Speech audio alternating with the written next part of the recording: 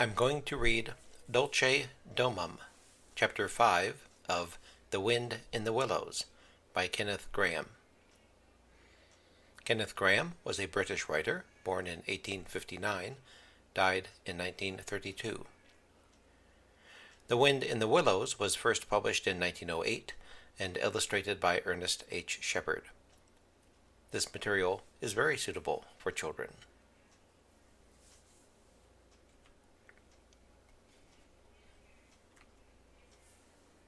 Chapter 5, Dulce Domum. The sheep ran huddling together against the hurdles, blowing out thin nostrils and stamping with delicate forefeet, their heads thrown back and a light steam rising from the crowded sheep pen into the frosty air, as the two animals hastened by in high spirits, with much chatter and laughter. They were returning across country after a long day's outing with Otter, hunting and exploring on the wide uplands, where certain streams, tributary to their own river, had their first small beginnings, and the shades of the short winter day were closing in on them, and they had still some distance to go. Plodding at random across the plough, they had heard the sheep and had made for them, and now, leading from the sheep pen, they found a beaten track that made walking a lighter business, and responded moreover to that small inquiring something which all animals carry inside them, saying unmistakably, "Yes, quite right, this leads home." "It looks as if we were coming to a village," said the mole somewhat dubiously, slackening his pace, as the track, that had in time become a path, and then had developed into a lane, now handed them over to the charge of a well-metalled road. The animals did not hold with villages, and their own highways, thickly frequented as they were, took an independent course, regardless of church, post office, or public house. "Oh, never mind," said the rat. "At this season of the year, they're all safe indoors by this time, sitting round the fire, men, women, and children, dogs and cats and all. We shall slip through all right, without any bother or unpleasantness, and we can have a look at them through their windows, if you like, and see what they're doing." The rapid nightfall of mid-December had quite beset the little village as they approached it on soft feet over a first thin fall of powdery snow. Little was visible but squares of a dusky orange-red on either side of the street, where the firelight or lamplight of each cottage overflowed through the casements into the dark world without. Most of the low latticed windows were innocent of blinds, and to the lookers in from outside, the inmates, gathered round the tea-table, absorbed in handiwork, or talking with laughter and gesture, had each that happy grace which is the last thing the skilled actor shall capture, the natural grace which goes with perfect unconsciousness of observation. Moving at will from one theater to another, the two spectators, so far from home themselves, had something of wistfulness in their eyes as they watched a cat being stroked, a sleepy child picked up and huddled off to bed, or a tired man stretch and knock out his pipe on the end of a smoldering log. But it was from one little window, with its blind drawn down, a mere blank transparency on the night, that the sense of home and the little curtained outside world within walls, the larger stressful world of outside nature, shut out and forgotten, most pulsated. Close against the white blind hung a bird cage, clearly silhouetted, every wire perch and appurtenance distinct and recognizable, even to yesterday's dull-edged lump of sugar. On the middle perch the fluffy occupant, head tucked well into its feathers, seemed so near to them as to be easily stroked, had they tried. Even the delicate tips of his plumed-out plumage penciled plainly on the illuminated screen. As they looked, the sleepy little fellow stirred uneasily, woke, shook himself, and raised his head. They could see the gape of his tiny beak as he yawned in a bored sort of way, looked round, and then settled his head into his back again, while the ruffled feathers gradually subsided into perfect stillness.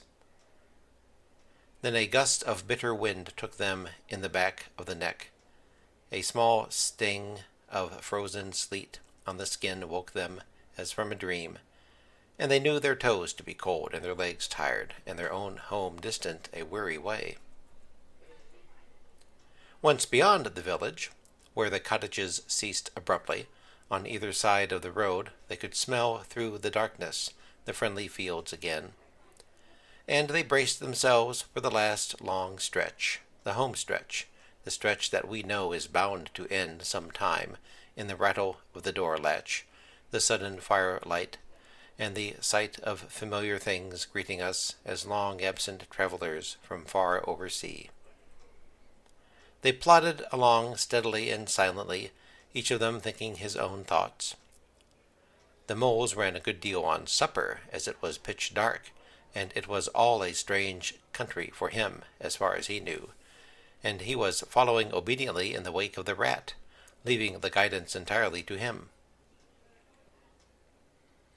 As for the rat, he was walking a little way ahead, as his habit was, his shoulders humped, his eyes fixed on the straight gray road in front of him.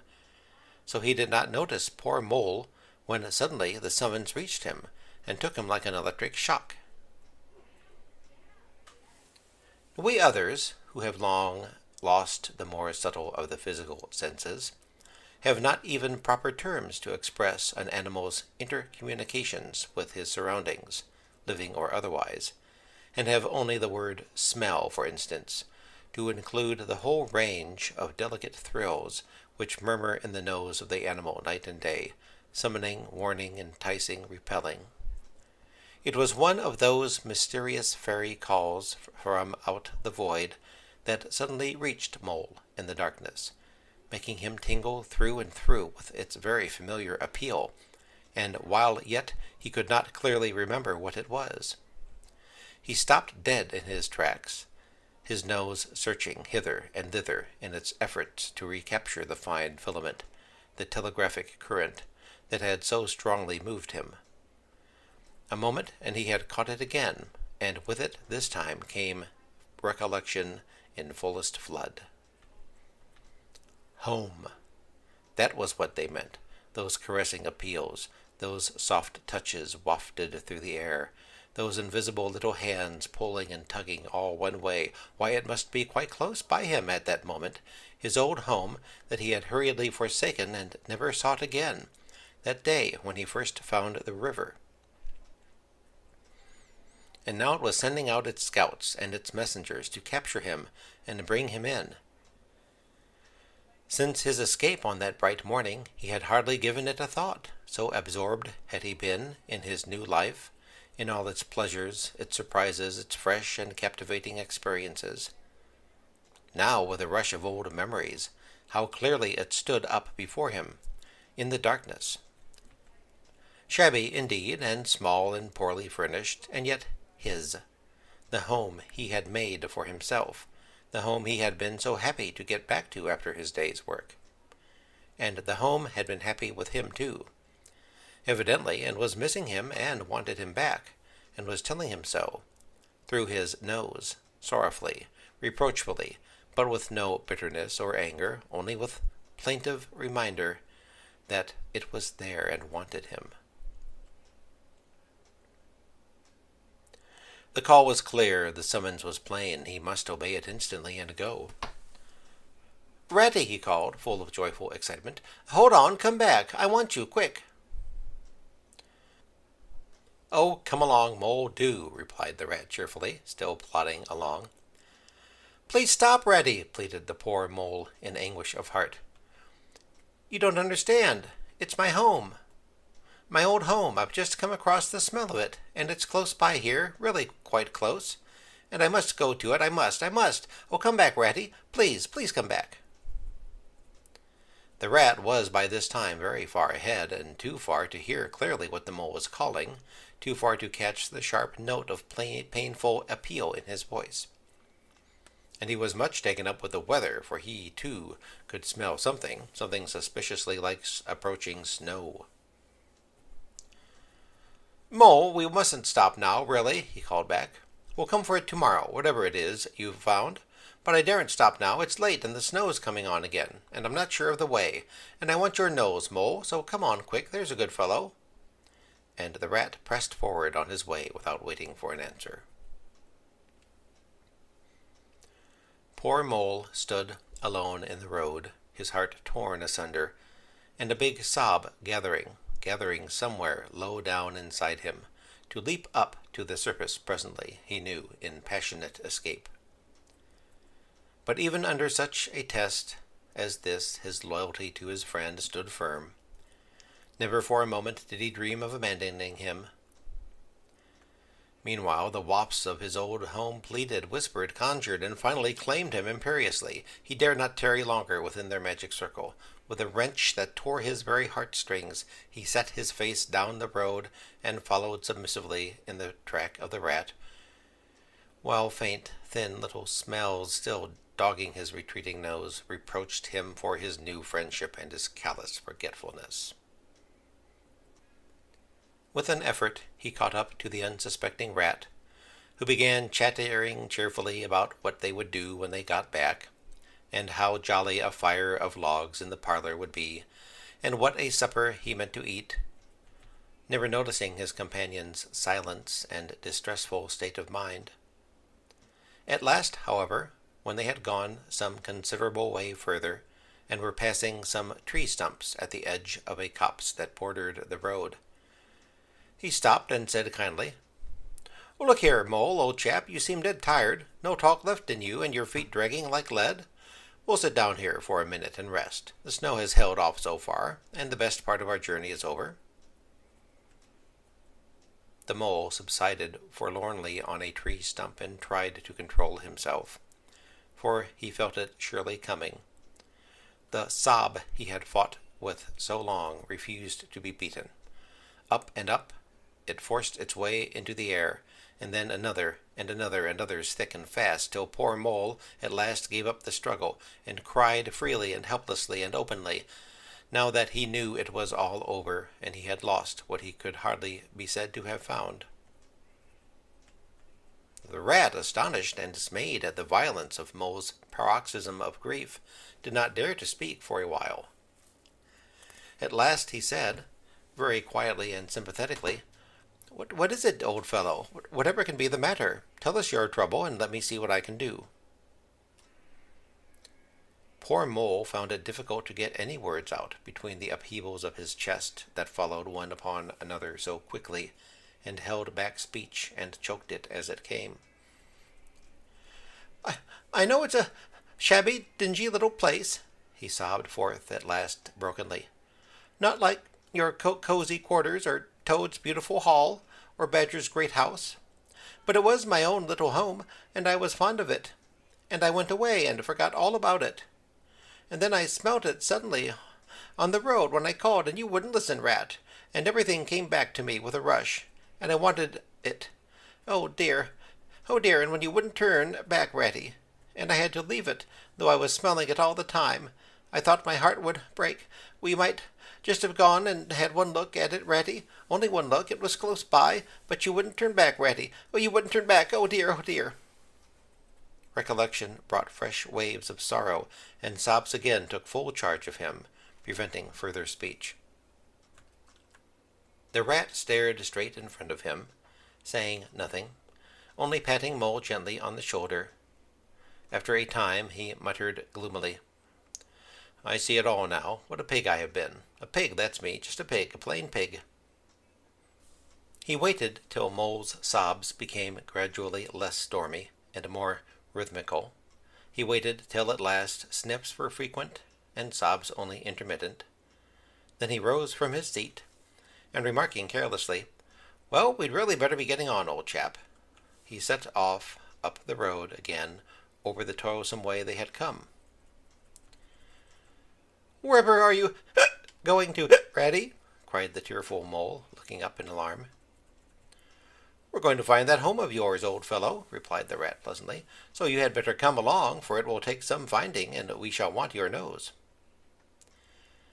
Oh, come back, Ratty, do, cried the Mole, getting up and hurrying after him. It's no good, I tell you. It's too late and too dark, and the place is too far off, and the snow is coming, and I never meant to let you know I was feeling that way about it. It was all an accident and a mistake. And think of Riverbank and your supper. Hang Riverbank and supper too, said the Rat heartily. I'll tell you, I'm going to find this place now if I stay out all night. So cheer up, old chap, and take my arm, and we'll very soon be back there again. Still snuffling, pleading, and reluctant, Mole suffered himself to be dragged back along the road by his imperious companion, who, by a flow of cheerful talk and anecdote, endeavored to beguile his spirits back and make the weary way seem shorter. When at last it seemed to the Rat that they must be nearing that part of the road where the Mole had been held up, he said, Now, no more talking. Business, use your nose and give your mind to it. They moved on in silence for some little way, when suddenly the Rat was conscious, through his arm that was linked in Mole's, of a faint sort of electric thrill that was passing down that animal's body. Instantly he disengaged himself, fell back a pace, and waited, all attention. The signals were coming through. Mole stood a moment rigid, while his uplifted nose, quivering slightly, felt the air. Then a short, quick run forward, a fault, a check, a try back, and then a slow, steady, confident advance. The Rat, much excited, kept close to his heels, as the Mole, with something of the air of a sleepwalker, crossed a dry ditch, scrambled through a hedge, and nosed his way over a field open and trackless and bare in the faint starlight. Suddenly, without giving warning, he dived, but the Rat was on the alert, and promptly followed him down the tunnel, to which his unerring nose had faithfully led him. It was close and airless, and the earthy smell was strong, and it seemed a long time to Rat ere the passage ended, and he could stand erect and stretch and shake himself. The Mole struck a match, and by its light the Rat saw that they were standing in an open space, neatly swept and sanded underfoot, and directly facing them was Mole's little front door, with Mole End painted in Gothic lettering over the bell pull at the side. Mole reached down a lantern from a nail on the wall and lit it, and the Rat, looking round him, saw that they were in a sort of forecourt.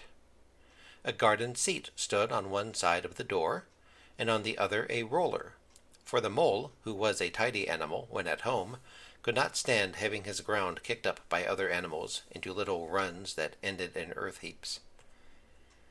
On the walls hung wire baskets with ferns in them, alternating with brackets carrying plaster statuary, Garibaldi and the infant Samuel and Queen Victoria, and other heroes of modern Italy. Down on one side of the forecourt ran a skittle alley, with benches along it and little wooden tables marked with rings that hinted at beer mugs. In the middle was a small round pond, containing goldfish, and surrounded by a cockle-shell border. Out of the center of the pond rose a faithful erection, clothed in more cockle-shells, and topped by a large silvered glass ball that reflected everything all wrong, and had a very pleasing effect. Mole's face beamed at the sight of all these objects so dear to him, and he hurried Rat through the door, lit a lamp in the hall, and took one glance around his old home. He saw the dust lying thick on everything, saw the cheerless, deserted look of the long-neglected house, and its narrow, meager dimensions, its worn and shabby contents, and collapsed again on a hall chair, his nose to his paws. "Oh, Ratty," he cried dismally, "why ever did I do it? Why did I bring you to this poor, cold little place on a night like this, when you might have been at Riverbank by this time, toasting your toes before a blazing fire, with all your own nice things about you?" The rat paid no heed to his doleful self-reproaches. He was running here and there, opening doors, inspecting rooms and cupboards, and lighting lamps and candles and sticking them up everywhere. "What a capital little house this is!" he called out cheerily. "So compact, so well planned, everything here and everything in its place. We'll make a jolly night of it. The first thing we want is a good fire, I'll see to that. I always know where to find things. So this is the parlor, splendid. Your own idea, those little sleeping bunks in the wall? Capital! Now I'll fetch the wood and the coals, and you get a duster, Mole. You'll find one in the drawer of the kitchen table, and try and smarten up things a bit. Bustle about, old chap." Encouraged by his inspiriting companion, the Mole roused himself, and dusted and polished with energy and heartiness, while the rat, running to and fro with armfuls of fuel, soon had a cheerful blaze roaring up the chimney. He hailed the Mole to come and warm himself, but Mole promptly had another fit of the blues, dropping down on a couch in dark despair and burying his face in his duster. "Rat," he moaned, "how about your supper? You poor, cold, hungry, weary animal. I've nothing to give you, nothing, not a crumb." "What a fellow you are for giving in," said the rat reproachfully. "Why, only just now I saw a sardine opener on the kitchen dresser, quite distinctly, and everybody knows that means there are sardines about somewhere in the neighborhood. Rouse yourself, pull yourself together, and come with me and forage." They went and foraged accordingly, hunting through every cupboard and turning out every drawer. The result was not so very depressing after all, though of course it might have been better. A tin of sardines, a box of Captain's biscuits, nearly full, and a German sausage encased in silver paper. "Oh, there's a banquet for you," observed the rat, as he arranged the table. "I know some animals who would give their ears to be sitting down to supper with us tonight." "No bread," groaned the Mole deliriously. "No butter, no petit de foie gras, no champagne," continued the rat, grinning. "And that reminds me, what's that little door at the end of the passage? Your cellar, of course? Every luxury in this house. Just you wait a minute." He made for the cellar door, and presently reappeared, somewhat dusty, with a bottle of beer in each paw and another under each arm. "Self-indulgent beggar you seem to be, Mole," he observed. "Deny yourself nothing. This is really the jolliest little place I ever was in. Now, wherever did you pick up those prints? Make the place look so home, they do. No wonder you're so fond of it, Mole. Tell us all about it, and how you came to make it what it is." Then, while the rat busied himself fetching plates and knives and forks, and mustard which he mixed in an egg cup, the Mole, his bosom still heaving with the stress of his recent emotion, related, somewhat shyly at first, but with more freedom as he warmed to his subject, how this was planned, and how that was thought out, and how this was got through a windfall from an aunt, and that was a wonderful find and a bargain, and this other thing was bought out of laborious savings and a certain amount of going without. His spirits finally quite restored, he must needs go and caress his possessions, and take a lamp and show off their points to his visitor, and expatiate on them, quite forgetful of the supper they both so much needed. The rat, who was desperately hungry, but strove to conceal it, nodding seriously, exclaiming with a puckered brow, and saying "Wonderful" and "Most remarkable" at intervals, when the chance for an observation was given him. At last the rat succeeded in decoying him to the table, and had just got seriously to work with the sardine opener, when sounds were heard from the forecourt without, sounds like the scuffling of small feet in the gravel, and a confused murmur of tiny voices, while broken sentences reached them. "Now all in a line. Hold the lantern up a bit, Tommy. Clear your throats first. No coughing after I say 1, 2, 3. Where's young Bill? Here, come on, do. We're all waiting." "What's up?" inquired the rat, pausing in his labors. "I think it must be the field mice. replied Mole, with a touch of pride in his manner. "They go round carol-singing regularly at this time of the year. They're quite an institution in these parts, and they never pass me over. They come to Mole End last of all, and I used to give them hot drinks and supper too sometimes when I could afford it. It'll be like old times to hear them again." "Let's have a look at them," cried the rat, jumping up and running to the door. It was a pretty sight, and a seasonable one, that met their eyes when they flung the door open. In the forecourt, lit by the dim rays of a horn lantern, some 8 or 10 little field mice stood in a semicircle, red worsted comforters round their throats, their forepaws thrust deep into their pockets, their feet jiggling for warmth. With bright, beady eyes they glanced shyly at each other, sniggering a little, sniffing and applying coat sleeves a good deal. As the door opened, one of the elder ones that carried the lantern was just saying, "Now then, 1, 2, 3, and forthwith their shrill little voices uprose on the air, singing one of the old-time carols that their forefathers composed in fields that were fallow and held by frost, or when snow-bound in chimney corners, and handed down to be sung in the miry street to lamplit windows at Yule time. Villagers all, this frosty tide, let your doors swing open wide, though the wind may follow and snow beside, yet draw us in by your fire to bide. Joy shall be yours in the morning. Here we stand in the cold and the sleet, blowing fingers and stamping feet, come from far away you to greet, you by the fire and we in the street, bidding you joy in the morning.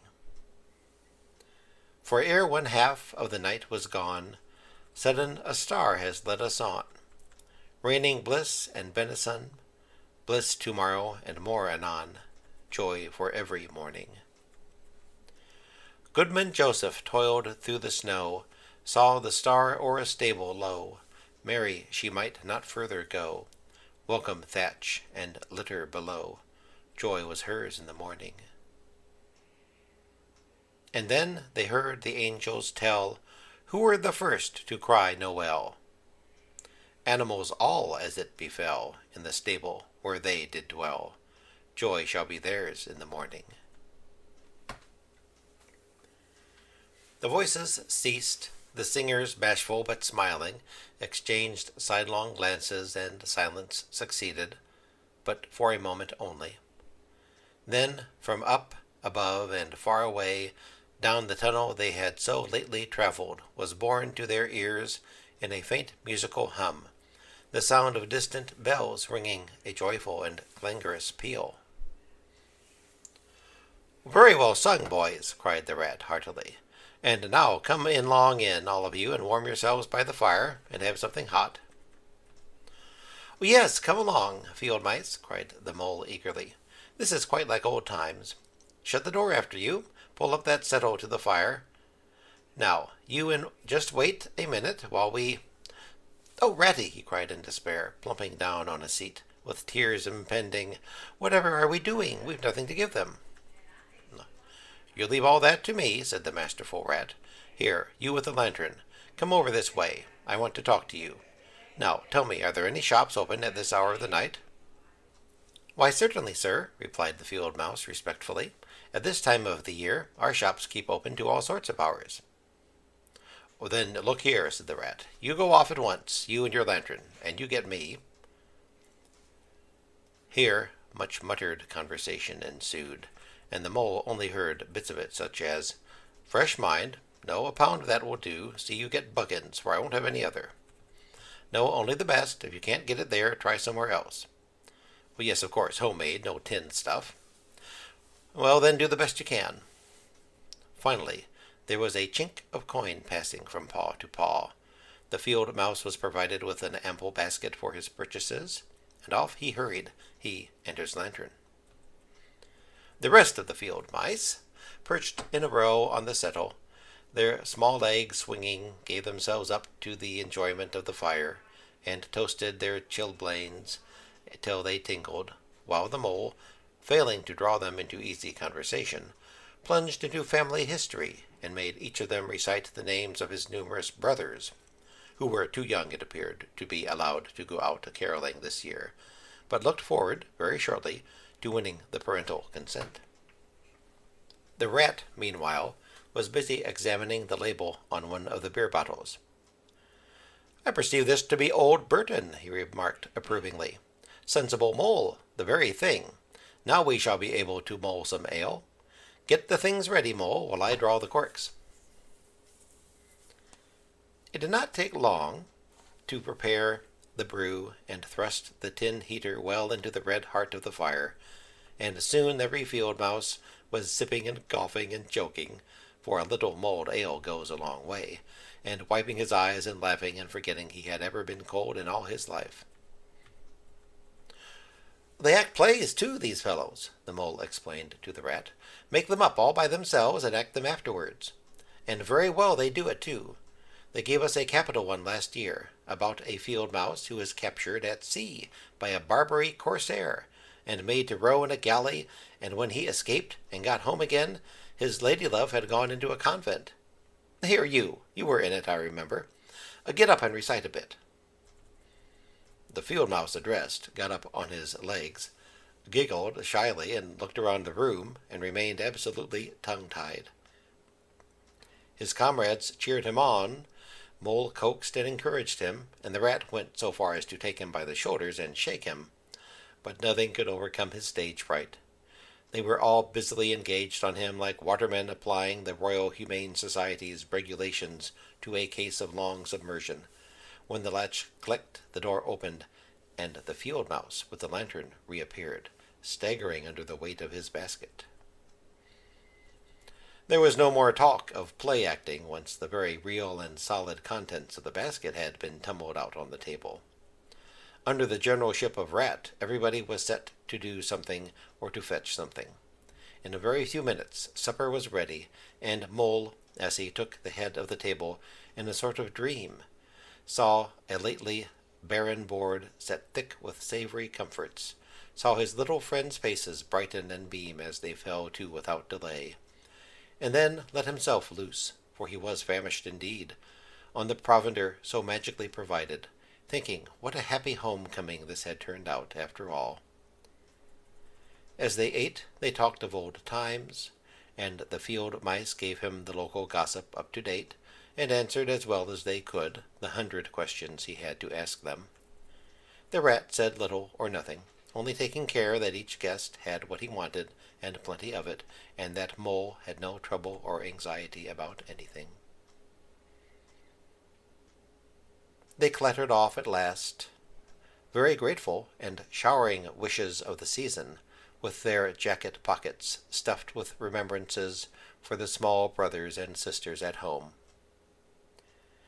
When the door had closed on the last of them, and the chink of the lanterns had died away, Mole and Rat kicked the fire up, drew their chairs in, brewed themselves a last nightcap of mulled ale, and discussed the events of the long day. At last the Rat, with a tremendous yawn, said, "Mole, old chap, I'm ready to drop. Sleepy is simply not the word. That's your own bunk over on that side? Very well, then, I'll take this. What a ripping little house this is, everything so handy." He clambered into his bunk and rolled himself well up in the blankets, and slumber gathered him forthwith, as a swath of barley is folded into the arms of the reaping machine. The weary Mole was also glad to turn in without delay, and soon had his head on his pillow, in great joy and contentment. But ere he closed his eyes, he let them wander around his old room, mellow in the glow of the firelight that played or rested on familiar and friendly things, which had long been unconsciously a part of him, and now smilingly received him back, without rancor. He was now in just the frame of mind that the tactful Rat had quietly worked to bring about in him. He saw clearly how plain and simple, how narrow even, it all was, but clearly too how much it all meant to him, and the special value of some such anchorage in one's existence. He did not at all want to abandon the new life and its splendid spaces, to turn his back upon the air and sun and all they offered him, and creep home and stay there. The upper world was all too strong. It called to him still, even down there, and he knew he must return to the larger stage. But it was good to think he had this to come back to, this place which was all his own, these things which were so glad to see him again, and would always be counted upon for the same simple welcome. This ends the reading. I recorded this on December 2nd, so I will say Happy Hanukkah, Merry Christmas, and as good a fall and winter as you can have. And thank you for listening.